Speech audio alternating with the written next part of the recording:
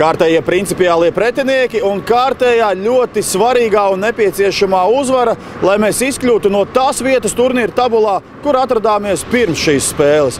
Šī vakar klienti Maskavas Dinamo, kurus mums izdevās šajā KHL regulārajā sezonā uzvarēt otro reizi. Pirmo reizi rīdzinieki tika galā ar saviem kluba biedriem no Maskavas viņu laukumā, otro reizi šovakar arēnā Rīga gandrīz 9000 skatītāju klātbūtnē. Rezultāts 3-1.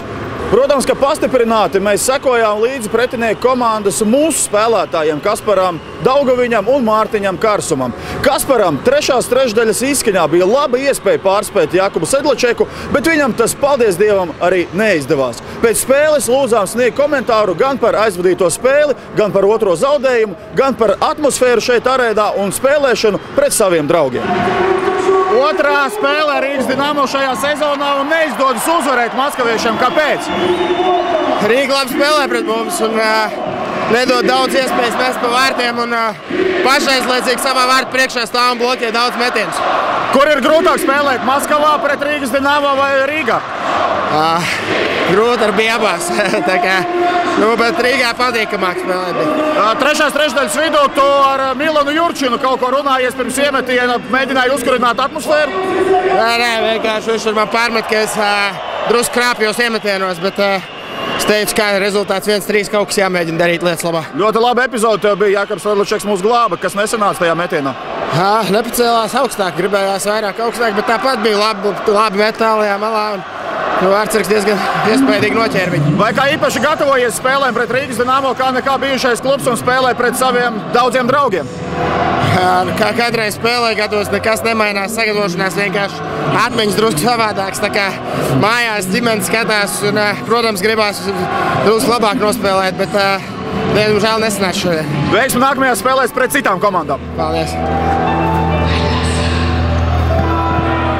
Rezultātu šī vakara spēlē pēc ļoti labas Kaspara Saulieša piespēles ar teicamu, spēcīgu un neatvairāmu metienu atklāja Māris Bičevskis 1-0. Apsveic ar uzvaru, kā ir spēles pret Maskavu Rīgas Dinamo, kaut kā īpaši noskaņojas? Protams, tur daudz latviešu ir un tās spēles ir īpašāks nekā cits. Vai īpaši spēlē mūsu latviešu pretinieku komandā pret savējiem? Vai viņi spēlē īpaši? Es domāju, ka es nezinu, tas viņiem jājautā, vai viņi īpaši spēlē pret mums. Tev ļoti labs pirmais gols izdevās, vai mērķēji metienu, kur trāpīja?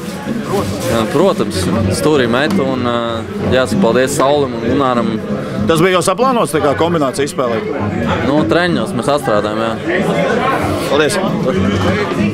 Otros vārtus šī vakara spēlē izdevās gūt Robertam Bukartam. Pēc spēles Roberts padalījās ar iespaidiem par aizvadīto spēli, par uzvaru un saviem gūtajiem vārtiem. Prasījām arī viņam to, ko viņš pārunāja brīdī ar pretinieku komandas uzbrucēju Žerģevu, kad maskavieši guva mums pirmos vārtus. Paklausīsimies.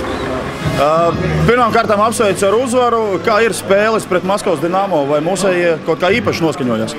Jā, tas nastrojas mums vienmēr ir labs. Treneris pirms spēles teica, tas ir, var teikt, mūsu derbijs. Tur daudz latviešu, tie, kas ir tur, tie arī grib sev parādīt, mēs gribam parādīt, ka mēs esam labāki. Pēdējās divās spēlēs abus mūsu principiālos kluba nosaukumu biedrus ir izdevies uzvarēt. Vai esam sajutuši šo uzvaras garšu, kā to prāt? Varbūt, nezinu, atnāca Kails atpakaļ, kaut kā čaļi sakratījās. Labi spēlēm, sitamies viens pa otru. Vācijas lieliski darbojas vārtos, tā kā visi bailā pagaidām. Tev izdevās gūt otros vārtus un izskatījās, ka tu pat neskatījies, kur ripa ripos vai atliks, tu pat taisno gāji uz vārtiem. Kā tu uzminēji šādu turpmāko attīstības gaitu? Tas treniņu process atstrādāt, tā kā aizsargs met pa vārtiem, viens uzbrucējs iet augšā, otrs atvarās atkal augšā, viens uz vārtiem, viens augšā. Un es zināju, ka jāmet pa gaisu. Man to treneru pēc laikā visu laiku saka, lai met tikai pa gaisu. Un šodien iekrita. Paldies partneriem. Ļoti vajadzīgs gols man, kā uzbrucējiem bija vajadzīgs. Brīdī, kad pretinieku komanda guva vienīgos vārtus, iemetienā to ar Žerģevu stāvēja un kaut ko pārunāja, par ko jūs runājāt? Neko tur. Tādā brīdī tur runā pilnīgā kāds muļķības tikai, lai viņam bišķi izsist no spēles, lai viņš aizdomājas kaut ko. Ko tu viņam pateici? Tas tā paliks ar mums. Un atmosfēras ziņā, vai var teikt, ka šī bija labākā spēle? Jā, paldies faniem, bija ļoti, ļoti patīkami. Pilna māja, kā saka, emocijas vienkārši nevar atrapties līdz. Paldies! Pēc 5 zaudētām spēlēm teicamas 2 uzvaras pret Minskas Dinamo un Maskavas Dinamo. Ļoti ceram, ka mēs tādā pat garā arī turpināsim jau nākamajā nedēļā, kad šeit ceturtdien 20. novembra vakarā viesosies Bratislavas Slovan vienība.